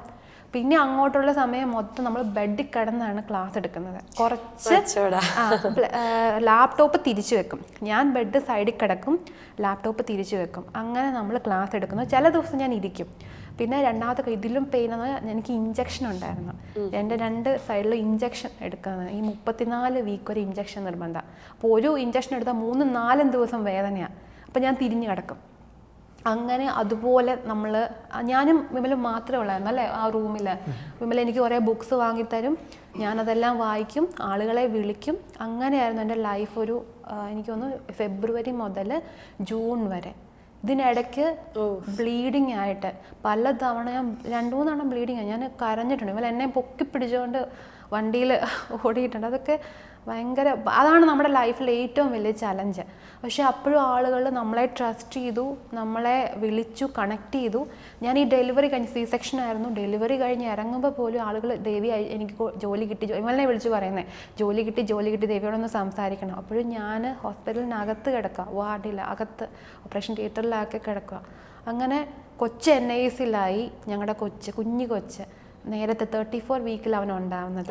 ദൈവം തന്നൊരു ഗിഫ്റ്റാണ് അവൻ. നമ്മുടെ കേസിൽ 34 വീക്കിൽ ഉണ്ടായ കൊച്ചിനെ NICയിൽ മാറ്റുന്നു, അവൻ NEC ആണെന്ന് പറയുന്നു. അങ്ങനെ നമ്മൾ കടന്നു പോകാത്ത ഒരു സമയമില്ല. ഒരു സൈഡിൽ കൂടെ വിഷൻ ബോർഡിൽ ആളുകൾക്ക് ജോലി കിട്ടുന്നു, എല്ലാ ദിവസവും സക്സസ് സ്റ്റോറീസ്, അല്ലെ പുറത്തുള്ള ആളുകൾ 1 CR കിട്ടുന്നു, 1.5 CR കിട്ടുന്നു. ഇതൊരു സൈഡിൽ കൂടെ നടക്കുന്നു. ഒരു സൈഡിൽ ഞാനും വിമലും എൻ്റെ നമ്മുടെ കൊച്ചിന് വേണ്ടി പുറത്ത് നിൽക്കുവാണ്. എല്ലാ ദിവസവും കൊച്ചിനെ തൊട്ട് നോക്കാൻ വേണ്ടി നമ്മൾ പുറത്ത് നിൽക്കുക, NICൻ്റെ പുറത്ത്. അപ്പോൾ അങ്ങനെ ഭയങ്കര ഒരു സ്റ്റേജായിരുന്നു അത്. അത് കഴിഞ്ഞ് ഇതിലും വലിയെന്ന് പറഞ്ഞാൽ പോസ്റ്റ് പാർട്ടം സ്റ്റേജ്. അതിൽ ഏറ്റവും കൂടുതൽ എനിക്കൊന്ന് വിമലും വീട്ടുകാരും ഒരുപാട് സപ്പോർട്ട് ചെയ്തിട്ടുണ്ട്. കാരണം എനിക്ക് അനങ്ങാൻ മേല. കാരണം ഇത്രയും നാൾ ബെഡ് റെസ്റ്റ് കിടത്തപ്പം എനിക്ക് കാല് നിലത്ത് കുത്താൻ മേല, നടക്കാൻ പറ്റുന്നില്ല, വേദന. പിന്നെ C-സെക്ഷനും കൂടെയായിരുന്നു, ആ കീറി മുറിച്ചതിൻ്റെ വേദന. പക്ഷെ എന്നാ തൊട്ട് ആളുകൾ വിളിയോട് വിളി, എന്നാ അടുത്ത ബാച്ച് സ്റ്റാർട്ട് ചെയ്യുന്നത്, എന്നാ അടുത്ത. കാരണം അവർ അത്രയും ട്രസ്റ്റ് ചെയ്ത്, അവർ ഹസ്ബൻഡ് കിട്ടുന്നു, വൈഫിനെ കൊണ്ട് ജോയിൻ ചെയ്ത് ഞങ്ങൾക്ക് വേണ്ടി വെയിറ്റിംഗ് ആയിരുന്നു അവർ. അങ്ങനെ അതായിരുന്നു നമ്മുടെ ലൈഫിൽ. ഞാൻ വിമലിനോട് ചോദിക്കട്ടെ, വൈഫ് ഇത്രയും ബുദ്ധിമുട്ട് അനുഭവിക്കുന്നു, നമ്മുടെ കുഞ്ഞ് ആ കാര്യത്തിൽ നമ്മൾ അത്രയും സഫർ ചെയ്യുന്നു. എപ്പോഴെങ്കിലും തോന്നിയിട്ടുണ്ടോ നമുക്ക് ആ ഒരു ലൈഫ് മാത്രം മതി, ഈ വിഷൻ ബോർഡൊന്നും വേണ്ട, ബിസിനസ് വേണ്ട, ഈ പറയുന്ന ആളുകളുടെ കോള് വേണ്ട, ഞങ്ങൾ നിർത്തി എന്ന് പറയണമെന്ന് എപ്പോഴെങ്കിലും തോന്നിയിട്ടുണ്ടോ? തീർച്ചയായിട്ടും തോന്നിയിട്ടുണ്ട്. പക്ഷേ നമ്മൾ ബിലീവ് ചെയ്ത കുറേ ആൾക്കാരുണ്ട്, അവരെ നമുക്ക് ഒഴിവാക്കാൻ പറ്റാത്തൊരു സാഹചര്യമാണ് ആ സമയത്ത്. ഓക്കെ, ഇവൻ നമുക്ക് അവരുടെ പേയ്മെൻറ്റ് തിരിച്ചു കൊടുക്കാം അന്ന് പറഞ്ഞാൽ പോലും ആൾക്കാർക്ക് വേണ്ട, എങ്ങനെയെങ്കിലും ജോലി മതി. ആൾക്കാർ അത്രയും അവർ നമ്മളെ ട്രസ്റ്റ് ചെയ്യുന്നതാണ്. ഇതിനിടയ്ക്ക് 2-3 പേര് ബാക്ക് എൻഡ് സപ്പോർട്ടിനുണ്ടായിരുന്നു. ആ ത്രൂ നമ്മൾ കുറേ സ്ട്രഗിൾ ചെയ്തു. മാക്സിമം ഹോസ്പിറ്റലിലായിരുന്നു കൂടുതൽ സ്പെൻഡ് ചെയ്ത്, ലാപ്ടോപ്പുമായിട്ട് ഹോസ്പിറ്റലിൽ പോകുന്നു. ഞാൻ തന്നെ മാക്സിമം ആരെങ്കിലും മാനേജ് ചെയ്ത് തൽക്കാലത്തെ സിറ്റുവേഷൻ ടെമ്പററി കവർ ചെയ്തു പോയിരുന്നു. പിന്നെ ഒരു 3 monthsന് ശേഷമാണ് പിന്നെ ഞങ്ങൾ വീണ്ടും റീസ്റ്റാർട്ട് ചെയ്യുന്നത്. അപ്പോൾ സ്റ്റോപ്പ് ചെയ്തു, 3 months നമ്മൾ സ്റ്റോപ്പ് ചെയ്ത് വെച്ചു. അപ്പോഴും പ്രീ ബുക്കിംഗ് നടന്നുകൊണ്ടിരിക്കുക. വിമലിനെ വിളിച്ച് നെക്സ്റ്റ് ബാച്ചിനായിട്ട് ആളുകൾ പ്രീ ബുക്കിംഗ് ചെയ്തുകൊണ്ടിരിക്കുക. എന്നാ സ്റ്റാർട്ട് ചെയ്യുന്നതെന്ന് പറഞ്ഞിട്ട് അവർക്കറിയാം. കാരണം അവിടുന്ന് പോയ ആൾക്കാർക്ക് ജോലിയുണ്ട്. ആ ഒരു ബാച്ചിൽ 100 പേരുടെ 75 ആളിനും ജോലി കിട്ടി. ബാക്കിയുള്ളവർ നമ്മളോട് പറഞ്ഞോ കിട്ടിയോ എന്നറിയില്ല. അപ്പൊ 75 പേരോളം ജോലി കിട്ടി ആ ഒരു ബാച്ചിൽ തന്നെ. അവർ നമ്മൾ പേഴ്സണലി പിന്നെ പറയുമ്പോഴാണ് അറിയുന്നത്. എന്ന് വെച്ചാൽ ഈ കിടക്കുമ്പോൾ എനിക്ക് വേറെ ഒന്നും ചെയ്യാനില്ല. വിമൽ ബുക്ക് തരും, ഞാൻ ഇവരെ ഓരോരുത്തരെയും വിളിച്ച് ഇവരുടെ പേഴ്സണലി ഇഷ്യൂസ് ഫിക്സ് ചെയ്യും. ഇപ്പം ചിലർക്ക് കോൺഫിഡൻസ് ആയിരിക്കും, ചിലർക്ക് ഒരു റെസ്യൂം ആയിരിക്കും ഇഷ്യൂ, ചിലർക്ക് എങ്ങനെയാണ് ഗൈഡ് ചെയ്യേണ്ടത്, ഓരോരുത്തരെ എനിക്കറിയായിരുന്നു. അപ്പോൾ അത് പറഞ്ഞു കൊടുക്കുമ്പോഴത്തേനും അവർ അതിലേക്ക് ചെയ്ത് കറക്റ്റ് ചെയ്ത് ഇൻ്റർവ്യൂ അറ്റൻഡ് ചെയ്യുന്നു, ലാൻഡ് ചെയ്യുന്നു. ഇതാണ് അതിനകത്ത് സംഭവിച്ചത്. ഇത് ഇവർക്ക് കോൺഫിഡൻസ് കൊടുക്കുമ്പോൾ നമ്മൾ ഇപ്പോഴത്തെ ഒരു മെന്റൽ ട്രോമയിൽ കൂടെ കടന്നു പോയിക്കൊണ്ടിരിക്കുകയാണ്. അതെ ഒബ്വിയസ്ലി. ഓക്കെ, ഈ 3 മാസം കഴിഞ്ഞ് വിട്ടുകൊടുക്കില്ല എന്നുള്ള തീരുമാനം എടുത്ത് 3 മാസം കഴിഞ്ഞ് നിങ്ങൾ തിരിച്ചു വരികയാണ്, വിഷൻ ബോർഡുമായിട്ട് വീണ്ടും നിങ്ങൾ ബാക്ക് ടു ട്രാക്കിൽ കയറുകയാണ്. ആ ബാച്ചിൽ ഫസ്റ്റ് എത്ര പേരുണ്ടായിരുന്നു? ആ ബാച്ചിൽ 150-175 പേരുണ്ടായിരുന്നു. 175 ആളുകൾ. പോസ്റ്റ് പാർട്ട് ആ സമയത്ത് ഞാൻ ഓർക്കുന്നുണ്ട്. എല്ലാ വീട്ടുകാരും എല്ലാവരും പറഞ്ഞു 3 months കംപ്ലീറ്റ്ലി റെസ്റ്റ് വേണ്ട ഒരാളാണ് നീ കുറച്ച് നാളും കൂടി ഇരിക്കുക. പക്ഷെ ആ ഒരു സമയത്ത് വിമലാണ് പറഞ്ഞത് നിനക്ക് ഇഷ്ടമുള്ള നീ ചെയ്തോ. കാരണം ആ ഒരു മെൻ്റൽ സ്റ്റേജ് എനിക്കറിയില്ല, അന്നയ്ക്ക് അത്രമാത്രം പോസ്റ്റ് പാർട്ടം ഫേസ് ചെയ്തു എന്നറിയത്തില്ല. ഞാൻ PPD ഇല്ലാതിരുന്ന ഒരാളാണ്. പക്ഷെ നമ്മുടെ കേസ് എന്ന് പറഞ്ഞാൽ ബെഡ് റെസ്റ്റ് ആയിരുന്നു. അങ്ങനെ ഒരുപാട് പിന്നെ കൊച്ചിൻ്റെ കേസ് മെൻ്റൽ ഭയങ്കര ഡൗൺ ആയി പോയ സമയം ഞാൻ ചത്തുപോയെന്ന്, അതുപോലെ ഒരു അവസ്ഥയായിരുന്നു നമ്മുടെ. അപ്പോൾ അതിൽ നിന്ന് നമ്മൾ പറഞ്ഞു നീ ചെയ്തു തുടങ്ങുക. ജസ്റ്റ് ചെയ്തു തുടങ്ങുമ്പോൾ അറിയാമല്ലോ നിൻ്റെ ആ ഒരു മൈൻഡും തോട്ട്സും ഹോർമോണൽ ഇംബാലൻസ് എല്ലാം മാറും. അങ്ങനെ എനിക്ക് 56 കഴിഞ്ഞ സമയത്ത് തന്നെ നമ്മൾ ബാക്കിലേക്ക് വന്നു കോഴ്സ് അനൗൺസ് ചെയ്തു. അങ്ങനെ പഠിപ്പിക്കാൻ സ്റ്റാർട്ട് ചെയ്തപ്പോൾ ഞാൻ ബാക്ക് ടു നോർമൽ ആകുന്ന പോലെ എനിക്കും ഫീൽ ചെയ്തു. മറ്റേതെന്ന് പറഞ്ഞു കഴിഞ്ഞാൽ നമ്മൾ വീട്ടിൽ തന്നെ ഇരിക്കുമ്പോഴും ആ ഒരു എങ്ങോട്ടും പോകാൻ പറ്റുന്നില്ല, കുഞ്ഞാണ്, പിന്നെ എനിക്ക് സിസേറിയനും കൂടെ വേദന എല്ലാം കൂടെ. പക്ഷെ ബാക്ക് ടു ആയി. അതായിരുന്നു ഇത്രയും ആളുകളെ അട്രാക്ട് ചെയ്യാൻ വേണ്ടി നമ്മൾ ഉപയോഗിച്ചിരുന്ന മീഡിയ ഈ ലിങ്ക്ഡിൻ മാത്രമാണോ? അതെ, ഓക്കെ. മെയിൻ ആയിട്ടും നമ്മൾ ലിങ്ക്ഡിൻ മാത്രമാണ് കോൺസെൻട്രേറ്റ് ചെയ്യുന്നത്. പിന്നെ മൗത്ത് പബ്ലിസിറ്റി റെഫറൻസ് ആണ് നമുക്ക് ഏറ്റവും കൂടുതലായിട്ട് വരുന്നത്. നമ്മുടെ ക്ലയൻസ് കൂടുതലും ഹൈദരാബാദ്, ബാംഗ്ലൂർ ആ ലൊക്കേഷനാണ്. അപ്പം ഒരാൾ ടെക്കീസ് കൂടുതൽ അവിടെയാണ്. ഒരാൾ ജോയിൻ ചെയ്താൽ ഡെഫിനറ്റ്ലി റെഫറൻസ് ടു അടുത്ത അവരുടെ റിലേറ്റീവ്സ്, അവരുടെ ഫ്രണ്ട്സ്, ഇങ്ങനെ ഒരാൾ ജോയിൻ ചെയ്താൽ അങ്ങനെയാണ് 5 നിങ്ങൾ 10 പേര്. ഡെവലപ്പ് ആയത്. കാരണം അവർക്ക് അറിയാം ജോലി കിട്ടും. വിഷൻ ബോർഡ്, കാരണം ഹൈദരാബാദിലും ബാംഗ്ലൂരിലും ഒരുപാട് ലൈക്ക് ട്രസ്റ്റഡ് അല്ലാത്ത ഇൻസ്റ്റിറ്റ്യൂട്ടുകൾ ഒരുപാട് പൈസ മേടിച്ച് അവരെ ചീറ്റ് ചെയ്യുന്ന സമയത്ത് വിഷൻ ബോർഡ് ഭയങ്കര ചീപ്പായിട്ടാണ് നമ്മൾ അന്ന് കോഴ്സുകൾ പറഞ്ഞുകൊണ്ടിരുന്നത്. വെച്ചാൽ നമുക്ക് അത്രയും പൈസയൊന്നും വേണ്ട, അവരെ എങ്ങനെയെങ്കിലും പ്ലേസ് ആക്കുക, നമ്മൾ അത്രേ ഉദ്ദേശിച്ചുള്ളൂ. അങ്ങനെ അപ്പോൾ അവർ നോക്കുമ്പം 1 ലക്ഷവും 2 ലക്ഷവും മേടിക്കുന്നിടത്ത് അവരൊരു 10,000 രൂപ അവരുടെ കരിയറിന് വേണ്ടി ഇൻവെസ്റ്റ് ചെയ്യുക. അവർ ചിലപ്പോൾ ഒരു ടൂറിന് പോകുന്നതായിരിക്കും, അത് ഇവിടെ ഇൻവെസ്റ്റ് ചെയ്യുമ്പോൾ അവർക്ക് ജോലി കിട്ടുന്നു. അത് ജോലി കിട്ടാന്ന് പറഞ്ഞാൽ നിസാര സാലറി അല്ല അവർക്ക് കിട്ടുക. 25, 30, 40, 50 lakhs ഒക്കെയാണ് അവരുടെ സാലറി, ആനുവൽ സാലറി. അപ്പൊ അവർ 10,000 രൂപ ഇതിൽ ലേൺ ചെയ്യാൻ ഇൻവെസ്റ്റ് ചെയ്യുന്നതുകൊണ്ട് അവർക്ക് എന്താ കുഴപ്പം എന്നാണ് അവർ തിങ്ക്. അപ്പൊ അവർ അവരുടെ ഫ്രണ്ട്സ്, അവരുടെ റിലേറ്റീവ്സ് എല്ലാവരെയും കൊണ്ട് വിഷൻ ബോർഡിൽ ജോയിൻ ചെയ്യിപ്പിക്കാം. ഇതാണ് ഞങ്ങളോട് അപ്പൊ നമ്മള് ഇപ്പൊ ഇത്രയും നേരം സംസാരിച്ച മുഴുവൻ നമ്മൾ പറഞ്ഞു വിഷൻ ബോർഡ് എന്ന് പറയുന്ന ആ ഒരു പേര് നമ്മൾ 100 തവണ പറഞ്ഞിട്ടുണ്ടാവും. ശരിക്കും എന്താണ് വിഷൻ ബോർഡ്? വിഷൻ ബോർഡ് എന്ന് പറഞ്ഞാൽ ഒരു ട്രസ്റ്റിന്റെ പുറത്ത് മാത്രം ഉണ്ടായ ഒരു കമ്പനിയാണ്. ഓക്കെ, IT പ്രൊഫഷണൽസിനെ മാത്രം ഉദ്ദേശിച്ച് അവരെ അപ്സ്കിൽ ചെയ്യുക, ഇത് മാത്രമാണ് നമ്മുടെ എൻ്റയർലി എയിം. IT-യിൽ വർക്ക് ചെയ്യുന്ന ആൾക്കാരെ അപ്സ്കിൽ ചെയ്യുന്നു, പിന്നെ അവരെ കറക്റ്റായിട്ട് ഫിക്സ് ചെയ്യുന്നു ഇന്ന പ്ലേസ്. അവർക്ക് തന്നെ ഒരു വിഷൻ നമ്മൾ കൃത്യമായിട്ട് ക്ലാരിഫൈ ചെയ്ത് അവർക്ക് കൊടുക്കുന്നു. അതൊരു ഒരു പെയിൻ ഉണ്ടായിരുന്ന ഒരു പെയിൻ കില്ലറായിരുന്നു നിങ്ങൾ കൊടുത്തത്. ബിക്കോസ് എല്ലാവർക്കും നല്ല ടാലന്റും കാര്യങ്ങളും ഉണ്ട് IT-യിൽ. പക്ഷെ അവരെന്തുകൊണ്ടാണ് അവർ കംഫർട്ട് സോണിൽ, അവരുടെ ചുറ്റുപാടുകൾ അല്ലാത്തതുകൊണ്ട്, അങ്ങനെ ഒരുപാട് കാര്യങ്ങൾ കൊണ്ടാണ് അവർ സ്റ്റക്കായി പോകുന്നത്. അപ്പോൾ വിഷൻ ബോർഡിൽ നമ്മൾ എന്താ ചെയ്യുന്നത് പറഞ്ഞാൽ ഓരോരുത്തരെയും ഇൻഡിവിജ്വൽ ആയിട്ട് നമ്മൾ കണക്ട് ചെയ്യുന്നു. അപ്പം നമുക്ക് അവർ തന്നെ നമ്മളോട് പറയും, ചിലപ്പോൾ അവർക്ക് ഇത്രയും 5 വർഷം അവർ ഒരേ ഫീൽഡിൽ നിൽക്കുക, പഴയ സ്കില്ലായതുകൊണ്ടാണ് നമുക്ക് ചെയ്യാൻ പറ്റാത്തത്. അല്ലെങ്കിൽ അവർ പറയും അവർക്ക് നല്ല സ്കില്ല് ഡെവലപ്പ് ചെയ്യണം, എങ്ങനെയാണ് ഗൈഡ് ചെയ്യേണ്ടത്, റെസ്യൂം അറിയത്തില്ല, എങ്ങനെ ബിൽഡ് ചെയ്യണം, അല്ലെങ്കിൽ ലിങ്ക്ഡിൻ. അപ്പം നമ്മൾ എന്താണോ അവർക്ക് വേണ്ടത് അത് നമ്മൾ കറക്റ്റായിട്ട് ഗൈഡ് ചെയ്ത് കൊടുക്കുന്നു. അപ്പോൾ അത് ഫിക്സ് ചെയ്യുന്ന വഴി എന്ത് പറ്റും, അവർക്ക് കറക്റ്റായിട്ട് ജോബിലേക്ക് ലാൻഡ് ചെയ്യാൻ പറ്റും. ഇതൊരു മെൻറ്റർ അല്ലെങ്കിൽ ഒരു ഗൈഡ് ഇല്ലാത്തത് കൊണ്ടാണ് അവർക്കത് ലാൻഡ് ചെയ്യാൻ പറ്റാത്തത്. ഈവൻ എൻ്റെ കേസിൽ പോലും കരിയർ സ്വിച്ച് ചെയ്യുന്ന കേസിൽ ഫസ്റ്റ് ജോബ് കിട്ടിയപ്പോൾ എനിക്കൊരു മെൻറ്റർ ഇല്ലായിരുന്നു ലൈഫിൽ. എനിക്കൊരു നല്ല റെസ്യൂം ഇല്ല, നല്ലൊരു ലിങ്ക്ഡിൻ ഇല്ല, നല്ലൊരു നൗകരി പോലും ഇല്ല, എനിക്കൊന്ന് സ്പീക്ക് ചെയ്യാൻ അറിയത്തില്ല. എന്നോട് ആരെങ്കിലും ഒന്ന് പറഞ്ഞു തരുമോ, ദേവി ഇങ്ങനെ ഒന്ന് പറയുക, അല്ലെങ്കിൽ ഇങ്ങനെ ഒന്ന് പ്രസൻറ്റ് ചെയ്യുക, കോൺഫിഡൻസ് ആണിത്, അങ്ങനെ ഒരാൾ പറഞ്ഞാൽ എൻ്റെ ലൈഫിൽ ഇല്ലായിരുന്നു. അതുകൊണ്ടാണ് ഞാൻ ഈ 8,500 രൂപ എന്നുള്ള ലോ സാലറിയിൽ കയറുന്നതിന്റെ കാര്യം. അവിടുന്ന് എനിക്ക് മൂവ് ചെയ്യാൻ പറ്റാത്തതിന് എനിക്കൊരു 50-60 റിജക്ഷൻസ് വന്നിട്ടുണ്ട്. എല്ലാം ഈ ഒരു മെന്റർ ഇല്ലാത്തതുകൊണ്ടുള്ള പ്രശ്നം. അപ്പം എന്നെ ഒരുപാട് പേര് ചോദിച്ചു, നിനക്ക് വല്ല കൂലിപ്പണി എടുക്കാൻ പൊക്കോടെ, ഈ 8,500 രൂപയ്ക്ക് എറണാകുളത്ത് ജോലി ചെയ്യേണ്ട വല്ല കാര്യമുണ്ടോ? അത് 4 വർഷം പഠിച്ചപ്പോൾ എത്ര രൂപ ചെലവായി കാണും? അതെ, എനിക്ക് തോന്നുന്നു ഒരു 6-7-8 ലക്ഷം രൂപയോളം ചെലവായെന്ന് തോന്നുന്നു. പക്ഷെ എനിക്ക് മെറിറ്റ് സീറ്റിലായിരുന്നു, എങ്കിലും എൻ്റെ ഹോസ്റ്റൽ ഫീസും ട്രാവലിങ് എൻ്റെ പ്രോജക്റ്റും എല്ലാം കൂടെ നല്ല ചിലവായിട്ടുണ്ട്.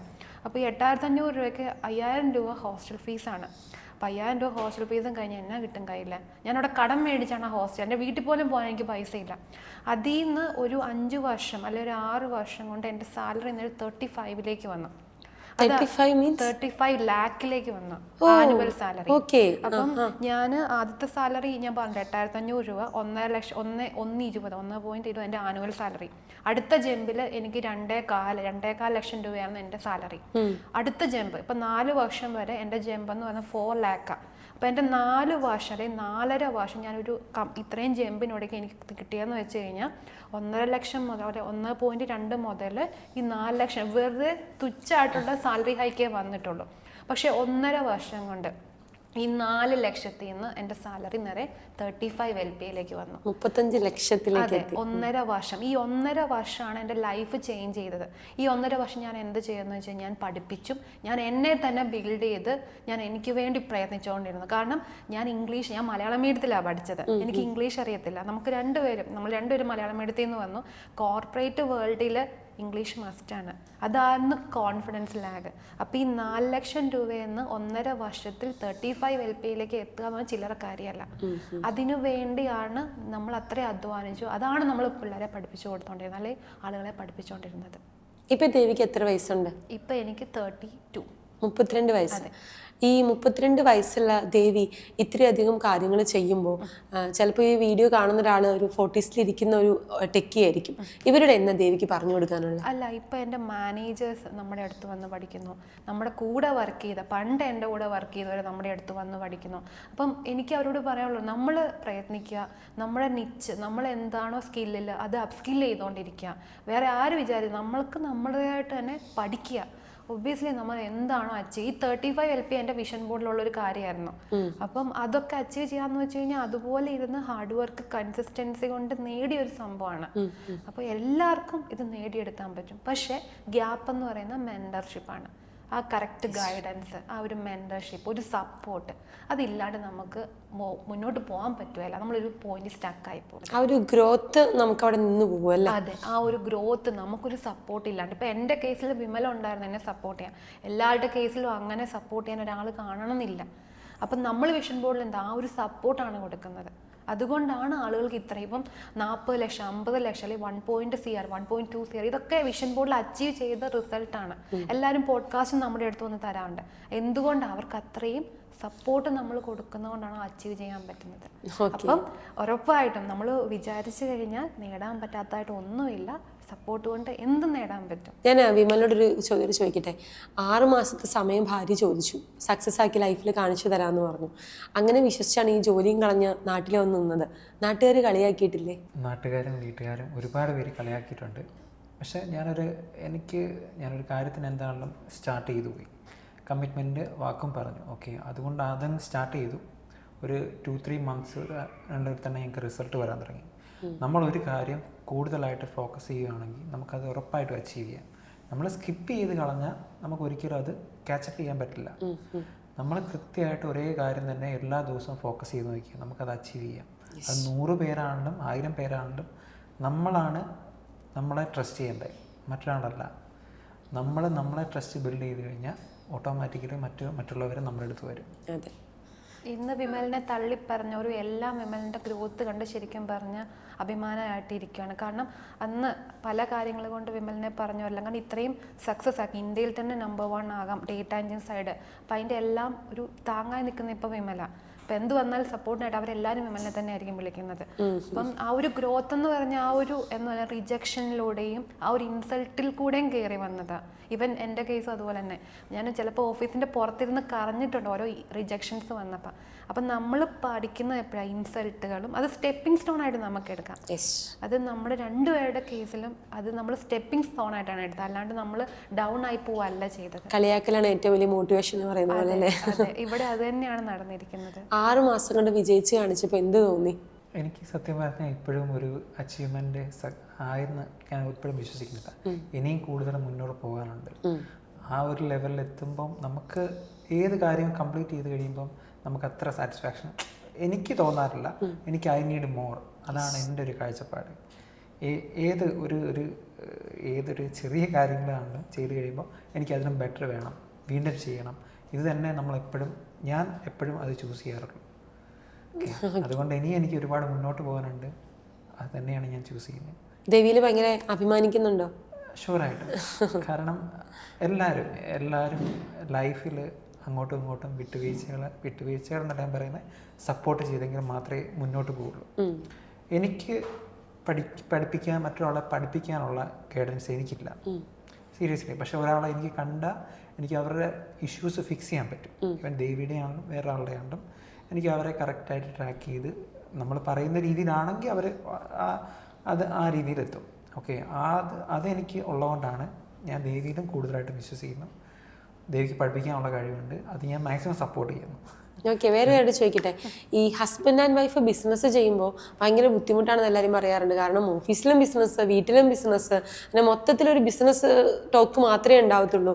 ഹസ്ബൻഡ് ആൻഡ് വൈഫ് ബിസിനസ് ചെയ്ത് കഴിഞ്ഞാൽ വിജയിക്കാൻ ഭയങ്കര പാടായിരിക്കും എന്ന് കേട്ടിട്ടുണ്ട്. നിങ്ങളുടെ എക്സ്പീരിയൻസിൽ ഹസ്ബൻഡ് ആൻഡ് വൈഫ് ബിസിനസ്സിലേക്ക് വരുമ്പോൾ എന്ത് ഗുണങ്ങളാണ് ഉള്ളത്?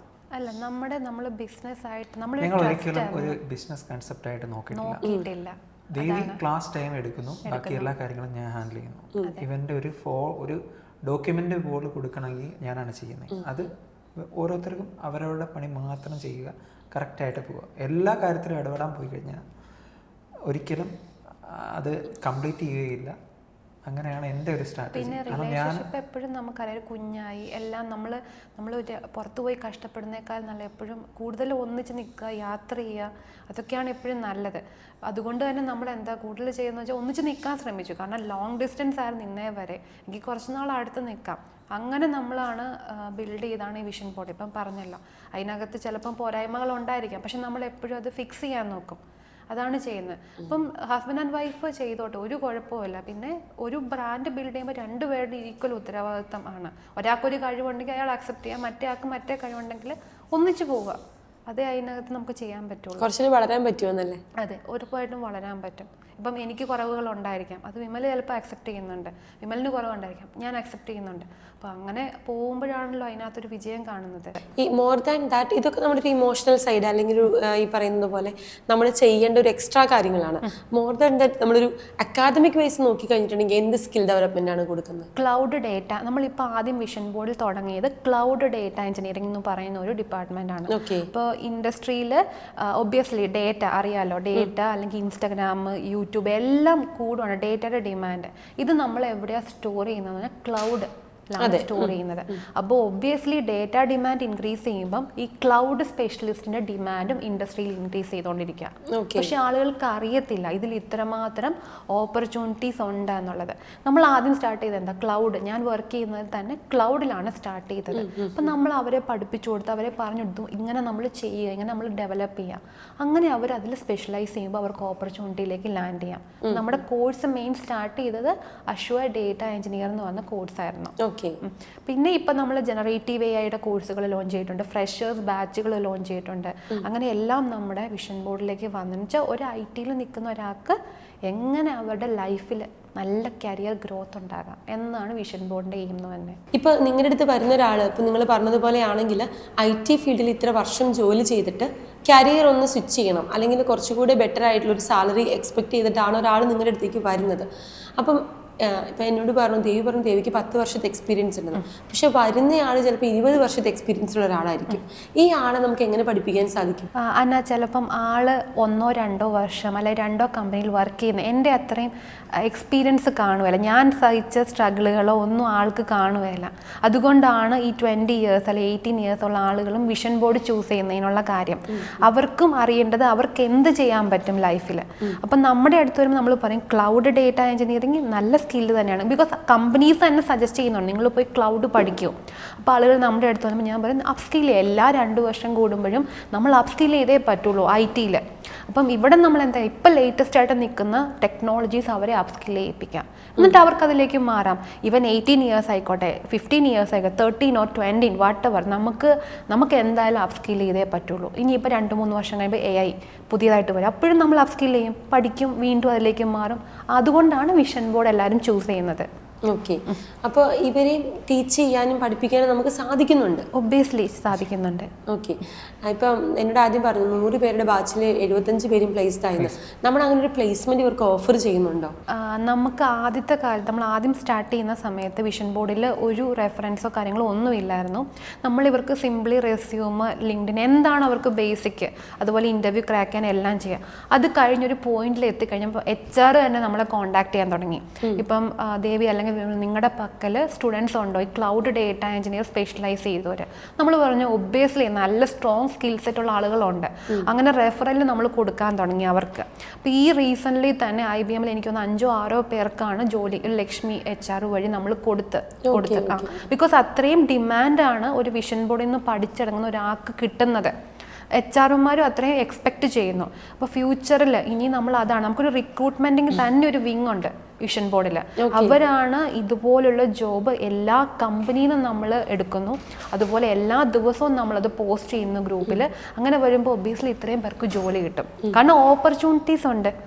അങ്ങനെയാണ് വിഷൻ ബോർഡിൽ ഇപ്പം നമ്മൾ പറയുന്നത് പ്ലേസ്മെൻറ്റ് നിങ്ങൾക്ക് ഉറപ്പായിട്ട് നമ്മൾ ജോബ് സപ്പോർട്ട് അല്ലെങ്കിൽ പ്ലേസ്മെൻറ്റ് തരാമെന്ന് പറയുന്നതിൻ്റെ കാര്യം. ഓക്കെ, അതെനിക്ക് ഇഷ്ടപ്പെട്ടു. കാരണം നമ്മുടെ അടുത്ത് നിന്ന് ഇറങ്ങുന്ന കുട്ടികളെ നോക്കി ഇന്ത്യയിലെ മുഴുവൻ HR-മാർ വെയിറ്റ് ചെയ്തിരിക്കുകയാണെന്ന് പറയുമ്പോൾ, അതും നമ്മൾ കോട്ടയത്ത് എന്ന് പറയുന്ന കേരളത്തിൻ്റെ കോട്ടയത്തിരുന്ന് നിങ്ങൾക്ക് അത്രയും കാര്യം ചെയ്യാൻ പറ്റുന്നുണ്ടെന്ന് പറയുമ്പോൾ അത് ശരിക്കും മലയാളികൾക്ക് അഭിമാനിക്കാവുന്ന ഒരു നിമിഷമായിട്ട് വേണമെങ്കിൽ മാറാമെന്ന് പറയാം അല്ലേ? അതെ, അത് നമ്മൾ കേരളത്തിൽ നിന്ന് ഇപ്പം നമ്മൾ ആളുകൾ വിളിക്കുമ്പോൾ തന്നെ പറഞ്ഞ കേരളത്തിൽ നിന്ന് ഒരു 2 പേര് ഇങ്ങനെ ഒരു സംരംഭം അല്ലെങ്കിൽ തുടങ്ങിയല്ലോ എന്നാണ്. സാധാരണ നോർത്ത് ഇന്ത്യയിൽ നിന്നും അല്ലെങ്കിൽ വേറെ ടെക് സിറ്റീസിൽ നിന്നും വരുമ്പം കേരളത്തിൽ നിന്ന് ആദ്യമായിട്ട് 2 പേര് ഇങ്ങനെ ഒരു പ്ലേസ്മെൻറ്റ് ഇത്രയും വന്ന് ഭയങ്കര സന്തോഷം എന്ന് ഈയിടെയും കൂടെ USA നിന്നും UK നിന്നും ഉള്ള ആളുകൾ മലയാളികൾ നമ്മളെ വിളിച്ച് പറയുന്ന കേൾക്കുമ്പോൾ സന്തോഷം തോന്നുന്നുണ്ട് വളരെ. ഓക്കെ, ഇപ്പോൾ കൊച്ചിന് എത്ര വയസ്സായി? ഇപ്പം 1.5 വയസ്സാവുന്നു. 1.4 1.5 വയസ്സാവാൻ പോണു.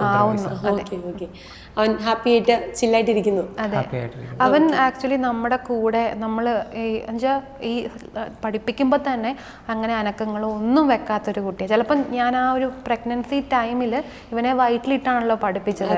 അതുകൊണ്ട് ആ ഒരു സൈലൻസ് പുള്ളി എപ്പോഴും തന്നെ കീപ്പ് ചെയ്യാറുണ്ട്. അതും ദൈവാനുഗ്രഹം. വയറ്റിൽ കിടന്നപ്പോൾ തന്നെ അറിയാം അമ്മ ടീച്ചറാണ്, അമ്മ പഠിപ്പിക്കുന്ന വലിയ വലിയ ആൾക്കാരെയാണ്.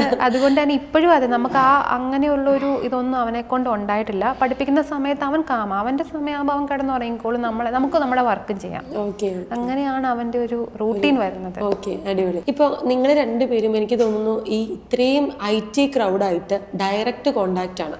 ഇപ്പോൾ ഏകദേശം എത്ര സ്റ്റുഡൻസ് നമ്മുടെ ബാച്ചിൽ പഠിച്ചിറങ്ങി പോയിട്ടുണ്ടാവും ഈ 2 വർഷം കൊണ്ട്? അറൗണ്ട് 5,000 സ്റ്റുഡൻറ്റ് കംപ്ലീറ്റ് ആയിട്ടുണ്ട്. ഓക്കെ, 5000-നടുത്ത് സ്റ്റുഡൻസ് ഉണ്ട്. അപ്പോൾ ഈ അത്രയും ആളുകളായിട്ട് നിങ്ങൾ 1-to-1, ഇപ്പം എന്നോട് ആദ്യം പറഞ്ഞ പോലെ ഈ 1-to-1 കോണ്ടാക്റ്റ് ആണുള്ളത്. അപ്പോൾ എപ്പോഴും ഇങ്ങനെയുള്ള ടെക്കി ഫീൽഡിൽ അല്ലെങ്കിൽ എല്ലാ ഫീൽഡിലും വരുന്ന ആളുകൾ ഇനി മുന്നോട്ട് നിങ്ങളുടെ ഫ്യൂച്ചർ എന്താണെന്നുള്ളൊരു ചോദ്യം, വലിയൊരു ചോദ്യചിഹ്നമായിട്ട് നിൽക്കുന്നുണ്ട്. AI എന്ന് പറയുന്ന വലിയൊരു കാര്യത്തിൻ്റെ അപ്ഡേഷൻസ് വരുമ്പോൾ നമുക്കിനി ജോലി ഉണ്ടാകുമോ, നമ്മുടെ ജോലി നഷ്ടപ്പെടുമോ, സാലറി സ്കെയിൽ കുറഞ്ഞു പോകുമോ, ഇങ്ങനെയുള്ള ഒരുപാട് ചോദ്യങ്ങൾ ഇപ്പോഴത്തെ അടുത്ത ജനറേഷൻ പഠിച്ചു വരുമ്പോൾ അവർക്ക് ഉണ്ട്. അപ്പോൾ ആക്ച്വലി നിങ്ങളുടെ ഒരു എക്സ്പീരിയൻസിൽ AI വന്നു കഴിഞ്ഞിട്ടുണ്ടെങ്കിൽ നമ്മുടെ ജോബ് കുറയുമെന്നാണോ നിങ്ങൾക്ക് ഫീൽ ചെയ്തിരിക്കുന്നത്? തീർച്ചയായും അതിനകത്ത് മാറ്റം വരും. പക്ഷേ ഏതൊരു IT പ്രൊഫഷണലാണെങ്കിൽ പോലും എപ്പോഴും അപ്സ്കിൽ ചെയ്തുകൊണ്ടിരിക്കുക. അത് അവരുടെ ഒരു മെയിൻ ഒരു അജണ്ടയാണ്. ഒരു 3 month 3 years 4 years ആകുമ്പോഴത്തേക്ക് അപ്സ്കിൽ ചെയ്യുക. പുതിയ ടെക്നോളജി വരുമ്പോഴത്തേക്ക് നമ്മൾ അതിനനുസരിച്ച് മാറിക്കൊണ്ടിരിക്കും. അങ്ങനെയുള്ളവർക്ക് IT-യിൽ കൂടുതലായിട്ട് സ്റ്റേബിളായിട്ട് നിൽക്കാൻ പറ്റുള്ളൂ. പണ്ടത്തെ കാലത്ത് നമ്മൾ നാട്ടിൽ കർഷകരായിരുന്നു പുല്ലും വെട്ടുന്നതും. ഇപ്പം എല്ലാം മെഷീനേഴ്സായി. അപ്പോൾ അത്രയും അതുപോലെ തന്നെയാണ് ടെക്നോളജി വരുമ്പോൾ ആൾക്കാരെ ലേബർ കുറയും. അതാണ് അവർ ഉപയോഗിക്കുന്നത്. അപ്പോൾ ലൈക്ക് നമ്മളത് പഠിച്ചെടുക്കുക എന്നുള്ള ഓപ്ഷൻ മാത്രമേ ഉള്ളൂ. നമ്മളെപ്പോഴും പഠിച്ചുകൊണ്ടിരിക്കുക. അതാണ് അങ്ങനെയുള്ളവർക്കാണ് ഇനിയുള്ള കാലം നിലനിൽപ്പുള്ളൂ. ഓക്കെ ഓക്കെ, എന്താണ് ഇനി വിഷൻ ബോർഡിൻ്റെ ഫ്യൂച്ചറായിട്ട് നിങ്ങൾ സെറ്റ് ചെയ്തിരിക്കുന്നത്? വിഷൻ ബോർഡിൽ നമ്മൾ ചെയ്യുന്നത് ഇപ്പം നമ്മുടെ വിഷൻ ബോർഡ് കറൻ്റ്ലി അതൊരു നല്ല ഗ്രോത്ത് തന്നെയാണ്. നമ്മൾ വിഷൻ ബോർഡ് എന്നുള്ള പേര് കൊടുക്കാൻ തന്നെ നമ്മുടെ വിഷൻസ്, നമ്മുടെ ലൈഫിൽ അച്ചീവ് ചെയ്ത വിഷൻസ് ഒക്കെയാണ് വിഷൻ ബോർഡ് എന്നുള്ള പേര് വരാൻ കാര്യം. അപ്പോൾ ഈ വിഷൻ ബോർഡ് എന്ന് പറയുന്ന ഒരു ബ്രാൻഡിന് പിന്നിലും ഇനിയുള്ളത് ഇന്ത്യയിലെ നമ്പർ 1. ഓൾറെഡി നമ്മൾ ഇന്ത്യയിൽ തന്നെ എത്രയും പ്ലേസ്മെൻറ്റ് കൊടുക്കുന്ന ഒരു ബ്രാൻഡായി കഴിഞ്ഞു. പക്ഷേ ഇന്നത്തെ വിഷൻ എന്ന് പറഞ്ഞാൽ നമുക്ക് മോർ ആളുകളെ, നമ്മുടെ കയ്യിലുള്ള ജോബ് ഓപ്പർച്യൂണിറ്റീസ് എന്തെല്ലാമോ ആളുകളെ കണക്ട് ചെയ്യാൻ പറ്റണം. ഈവൻ ക്ലൗഡ് ആയിക്കോട്ടെ, ജനറേറ്റീവ് AI ആയിക്കോട്ടെ, ഒരു ഫ്രഷർ ആയിക്കോട്ടെ, ഏറ്റവും സ്ട്രഗിൾ ചെയ്യുന്ന കാറ്റഗറി ഫ്രഷേഴ്സാണ്. ഇവർക്ക് 3 പേർക്കും നമ്മുടെ സൈഡിൽ നിന്ന് എന്തെല്ലാമോ ട്രസ്റ്റ് ചെയ്യാൻ പറ്റുമോ അല്ലെങ്കിൽ എന്തെല്ലാമോ വേണോ അതെല്ലാം കൊടുക്കുക എന്നുള്ളതാണ് നമ്മുടെ മിഷൻ. എന്ന് വെച്ചാൽ അവർക്കൊരു ജോലി കൊടുക്കുക, അവരുടെ കരിയറിനെ അവർക്ക് ഫോക്കസ് ചെയ്യുക, അല്ലെങ്കിൽ അവർക്കൊരു മാക്സിമം ഒരു നല്ല സ്റ്റെബിലിറ്റിയിലേക്ക് അവരെ കൊണ്ടുപോകുക. അതാണ് നമ്മുടെ ലോങ് ടൈം വിഷൻ. ഓക്കെ, എത്ര സ്റ്റുഡൻസിന് അടുത്ത 5 വർഷം കൊണ്ട് എക്സ്പെക്ട് ചെയ്യുന്നുണ്ട്? നമ്മൾ ഒരു 10 lakh. ഓ, 10 ലക്ഷം സ്റ്റുഡൻസിന് നമ്മൾ അടുത്ത 5 വർഷം കൊണ്ട് എക്സ്പെക്ട് ചെയ്യുന്നുണ്ട്. Okay, 10 lakh more. അതാണ് നമ്മുടെ വിഷൻ. ഓക്കെ, ഇപ്പോൾ ഈ IT ഫീൽഡിലേക്ക് വരുമ്പോൾ ഇന്ത്യയിലാണ് ജോബ് ഓപ്പർച്യൂണിറ്റീസ് കൂടുതൽ കൊടുക്കുന്നതെന്ന് പറഞ്ഞു. ഇവിടുന്ന് മാറ്റിയിട്ട് നമുക്ക് വേൾഡ് മാർക്കറ്റിനെ ക്രാക്ക് ചെയ്യാൻ പറ്റുമോ? ഒബ്വിയസ്ലി. കാരണം നമ്മുടെ സ്റ്റുഡൻസ് ഇപ്പോൾ വരുന്നത്, വിമലിനും അറിയാം, നമുക്ക് 2 പേർക്കും വിളിക്കുമ്പോൾ അറിയാവുന്നത് ബാംഗ്ലൂർ, ഹൈദരാബാദ്, ചെന്നൈ, അല്ലെങ്കിൽ പുറത്തെ US, കാനഡ, മലയാളീസ് പോലും അവിടെ ചെന്നിട്ട് നമ്മുടെ കോഴ്സ് എടുക്കുന്നു, അവിടെ ജോലി കിട്ടുന്നില്ല എന്ന് പറഞ്ഞിട്ട്. അപ്പോൾ പക്ഷെ നാട്ടിൽ ഓപ്പർച്യൂണിറ്റീസ് ഉണ്ട്. ഇവൻ നമ്മുടെ ഒരു ബാച്ചിൽ പോലും 1, 2, 3 മലയാളീസേ ഉള്ളൂ. മലയാളികൾക്ക് ഇത്രയും നാട്ടിൽ ഓപ്പർച്യൂണിറ്റീസ് ഉണ്ടിട്ടും എന്തുകൊണ്ട് അവർ അതിന് പുറമേ നടക്കുന്നില്ല എന്ന് വെച്ചാൽ പുറത്തു പോയി ജോലി ചെയ്യുന്നതെന്ന് എനിക്കും ഇപ്പോഴും അറിയാത്ത കാര്യമാണ്. കാരണം UK പോയി കോഴ്സ് എടുക്കുന്നു, എന്നിട്ട് പറയുന്നു നാട്ടിലില്ലാത്ത കാരണമാണോ ഇപ്പം നാട്ടിൽ ഇത്രയും ഓപ്പർച്യൂണിറ്റീസ് ഉള്ള സമയത്ത് നമ്മൾ ഇത് പഠിച്ച് നാട്ടിൽ തന്നെ ഇത്രയും ജോലിക്ക് ഇവരുടെ ആനുവൽ ഇൻകം ഞാൻ പറയാനാ 2 വർഷം മുതലുള്ളവർക്ക് തന്നെ ഒരു 4 മുതൽ 12 ലക്ഷം വരെ നാട്ടിൽ കിട്ടും. ഓക്കെ. ഒരു അല്ലെങ്കിൽ ഒരു 5-6 വർഷം എക്സ്പീരിയൻസ്, മൊത്തം IT എക്സ്പീരിയൻസ് അവർക്ക് തന്നെ ഒരു 30 എബോ ആണ് അവിടെ 30 ലാക്ക് എബോ ആണ് സാലറി. അതിൽ കൂടുതൽ വരുമ്പോൾ തന്നെ 35, 40, 50 ലാക്ക് നാട്ടിൽ കിട്ടുന്നുണ്ട് കേരളത്തില്. പക്ഷെ ആളുകൾക്ക് അറിയത്തില്ല. ഇപ്പം ജോബ് സൈറ്റുകൾ എടുത്താൽ തന്നെ അതിനകത്ത് ഡേറ്റ എഞ്ചിനീയേഴ്സിന്റെ ഡിമാൻഡ് അത്രമാത്രം. കേരളത്തിലും ഇന്ത്യയിലും ഒരുപാട് ഓപ്പർച്യൂണിറ്റീസ് ഉണ്ട്. പക്ഷെ നമ്മളിപ്പോൾ കാണുന്നതിൻ്റെ ആളുകൾ ബൾക്കായിട്ട് പുറം രാജ്യങ്ങളിലേക്ക് പോകുന്നത് അതൊരു ട്രെൻഡായി മാറിയേക്കുക. പക്ഷെ അവിടെ ചെന്ന് കഴിയുമ്പോൾ ആളുകൾ നമ്മളെ ഇപ്പം എന്നെയോ വിമലിനെയോ ഒക്കെ വിളിച്ച് അവരുടെ കഥ നമുക്ക് ജോലി കിട്ടുന്നില്ല, എങ്ങനെയെങ്കിലും ഹെൽപ്പ് ചെയ്യുമോ, എന്നിട്ട് അവിടുന്ന് നമ്മുടെ കോഴ്സുകൾ എടുക്കുന്നു. അപ്പൊ ഇതൊക്കെ കാണുമ്പോൾ സത്യം പറഞ്ഞാൽ നമുക്ക് തന്നെ സങ്കടം വരാറുണ്ട്. ഇവർക്ക് ഇത്രയും നാട്ടിൽ ഓപ്പർച്യൂണിറ്റീസ് ഉണ്ട്, അല്ലെങ്കിൽ എക്സ്പീരിയൻസ് ഉള്ള ആളുകളാണ് ഈ പോകുന്നത്. അവിടെ ചെന്ന് ജോലിയില്ല, സ്ട്രഗിൾ ചെയ്യുന്നു, ട്രക്ക് ഓടിക്കുന്നു, ഇങ്ങനെയൊക്കെ പറയുന്നതൊക്കെ വളരെ നമ്മുടെ നാട്ടിലുണ്ടായിട്ട് ഇവിടെ അറിയാണ്ട് പോകുന്നു. അവയർനെസ് ഇല്ലാത്തതാണ് ഇവിടെ ഏറ്റവും വലിയ പ്രശ്നം. അവയർനെസ് ഇല്ല നാട്ടിൽ ഓപ്പർച്യൂണിറ്റി, ബിക്കോസ് എല്ലാം ഔട്ട്സോഴ്സിംഗ് ആണ്. ഇപ്പൊ US-ലായാലും എല്ലാം നാട്ടിലേക്ക് ഔട്ട്സോഴ്സിങ്, അവിടെ കോസ്റ്റ് കൂടുതലാണ്. അതുകൊണ്ട് തന്നെ ഇന്ത്യയിൽ ഇനിയുള്ള കാലത്തും ഈ ഡിമാൻഡ് കൂടുകയുള്ളൂ ഔട്ട്സോഴ്സിങ്. അപ്പം ഇവർ അവിടെ പോയി നോക്കുമ്പോൾ എന്താ, അവിടെ കോസ്റ്റ് കൂടുതലാണ്, അവിടെ ജോലി കിട്ടാൻ പാടാണ്, ജോലി കിട്ടിയാലാട്ടെ ഭയങ്കര പ്രഷർ, പിന്നെ ലേ ഓഫ്, ഇതെല്ലാം അവിടുത്തെ പ്രശ്നം. പക്ഷെ നാട്ടിൽ ഓപ്പർച്യൂണിറ്റീസ് ഉണ്ട്. ചില സാധാരണ ടെസ്റ്റിങ്, സപ്പോർട്ട്, ഇതിനെല്ലാം ജോലി പോവായിരിക്കാം. പക്ഷേ ഡേറ്റ റിലേറ്റഡ് ആയിട്ടുള്ള അല്ലെങ്കിൽ AI റിലേറ്റഡ് ആയിട്ട് ജോലി എപ്പോഴും ഉണ്ട്. ഇപ്പം ജനറേറ്റീവ് എയുടെ കോഴ്സിൽ പോലും അവരുടെ ലാക്സ് എന്ന് പറഞ്ഞാൽ 50 lakh to 1.2 CR in India. ഇത്രയും സാലറി ഉണ്ട് നാട്ടില്, നമ്മുടെ ഇന്ത്യയിൽ തന്നെ. പിന്നെ എന്തുകൊണ്ട് ഔട്ട്സൈഡ് പോകുന്നു? പക്ഷെ എനിക്ക് തോന്നുന്നു, ഞാനിപ്പോ ഇത് എനിക്കൊരു പുതിയ അറിവാണ്, ഇത്രയും സാലറി ഇന്ത്യയിൽ കിട്ടുമെന്നുള്ളത്. 50 ലക്ഷം രൂപ മുതൽ 1.5 കോടി രൂപ വരെയൊക്കെ നാട്ടിൽ കിട്ടുക എന്ന് പറയുന്നത് എനിക്കതൊരു പുതിയ അറിവാണ്. നമ്മുടെ ഇന്ത്യയിൽ അത് ഔട്ട്സോഴ്സിംഗ് ആണ്, നാട്ടിലേക്കാണ് ഔട്ട്സോഴ്സിംഗ്. ബിക്കോസ് ഞാനും അല്ലെ വിമൽ നമ്മൾ എന്നും കണക്ട് ചെയ്തുകൊണ്ടിരിക്കും. നമുക്കൊരു 10 മുതൽ 12 കോള് വരെ നമ്മൾ ചിലപ്പോൾ മാക്സിമം കണക്ട് ചെയ്യാറുണ്ട്. അപ്പോൾ എല്ലാം പറയുന്നവർ ഇങ്ങനത്തെ അവരുടെ കഥകളും കാര്യങ്ങളും ഒക്കെയാണ്. എന്നിട്ട് ഇവിടെ കോഴ്സ് എടുത്ത് അവിടെ ജോലി നേടിയെന്ന് പറയുമ്പോൾ നമ്മൾക്ക് സന്തോഷമുണ്ട്. പക്ഷെ നാട്ടിലാണെങ്കിൽ ഒരു കുറച്ചും കൂടെ ഫ്രീ ആണ്, ഇത്രയും ലോൺ എടുത്തൊന്നും പോകേണ്ട കാര്യമില്ലല്ലോ. അങ്ങനെ എനിക്കൊന്ന് ആ പൈസ കൂടി നമുക്ക് നമ്മുടെ പേഴ്സണൽ ലൈഫിലേക്ക് ഇൻവെസ്റ്റ് ചെയ്യാം. ഞാൻ എല്ലാവരുടെയും സ്പാർക്കിൽ അവസാനം ചോദിക്കുന്ന ഒരു ചോദ്യമുണ്ട്, തിരിഞ്ഞു നോക്കുമ്പോൾ എന്ത് തോന്നുന്നു. കാരണം നിങ്ങൾ രണ്ടുപേരുടെ ഇത്ര വർഷത്തെ ഒരു റിലേഷൻഷിപ്പിന് ശേഷം കല്യാണം കഴിക്കുന്നു, അവിടുന്ന് ഒരു ബ്രാൻഡ് ഒരുമിച്ച് നിൽക്കണമെന്നുള്ള ആഗ്രഹത്തിന് പുറത്തൊരു ഓൺട്രപ്രണർഷിപ്പിലേക്ക് ഇറങ്ങുന്നു, ആ ബ്രാൻഡ് വളരുന്നു. ഇതിനിടയിൽ നമ്മുടെ ലൈഫിലുണ്ടാകുന്ന കുറേ പ്രശ്നങ്ങൾ, പ്രഗ്നൻസി ടൈമിലുണ്ടാകുന്ന പ്രശ്നങ്ങൾ, ഇതിനെയൊക്കെ ഓവർകം ചെയ്ത് ആ ബ്രാൻഡ് വിട്ടുകളയാതെ ഇത്രയും സക്സസ് റേഷ്യോ ഉള്ള ഒരു പ്രൊഡക്റ്റ് നിങ്ങൾ ഡെവലപ്പ് ചെയ്യുന്നു. ഒരുപാട് പേരുടെ ലൈഫിൽ നിങ്ങൾ വലിയൊരു സ്പാർക്കാകുന്നു. തിരിഞ്ഞു നോക്കുമ്പോൾ നിങ്ങൾക്ക് എന്ത് ഫീൽ ചെയ്യുന്നു? കാരണം 2 വർഷം കൊണ്ട് ഒരു സംരംഭക ദമ്പതിമാർ നേടാവുന്നതിൻ്റെ എക്സ്ട്രീം പൊസിഷനിലാണ് ഞാൻ നിൽക്കുന്നതെന്ന് നിങ്ങൾ നിൽക്കുന്നതെന്ന് പറയും. കാരണം ഇന്ത്യയിൽ തന്നെ നിങ്ങൾക്ക് ഇത്രയും വലിയ ഓപ്പർച്യൂണിറ്റീസ് ക്രിയേറ്റ് ചെയ്യാൻ സാധിച്ചിട്ടുണ്ട്.